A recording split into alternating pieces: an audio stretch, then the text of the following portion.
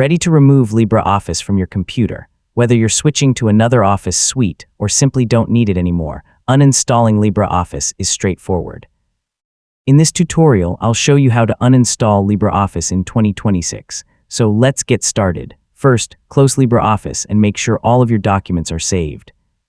If any LibreOffice windows are still open, close them before starting the uninstall process. If you have important files stored locally, make sure you've backed them up before removing the application. Next, open Windows Settings and select Apps, then Installed Apps.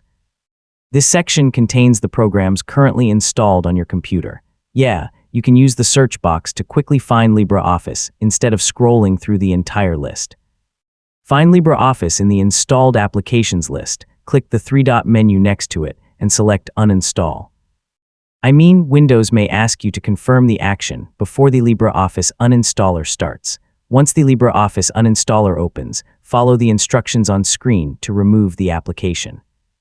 Wait while Windows removes the installed program and its associated components. Take a moment to let the process finish completely before closing the uninstaller. After the uninstall finishes, restart your computer if Windows or the uninstaller recommends it. Restarting can help complete the removal and clear any remaining background processes. Make sure you've closed any other applications before restarting. Finally, open Windows Settings again and return to Installed Apps.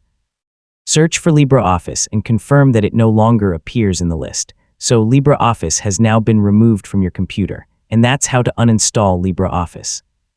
Save your files, close the application, open Windows Installed Apps, select LibreOffice, run the uninstaller, restart your computer if needed, and verify that the program has been removed.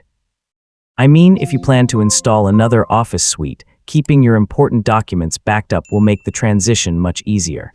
Thanks for watching, and I'll see you in the next tutorial.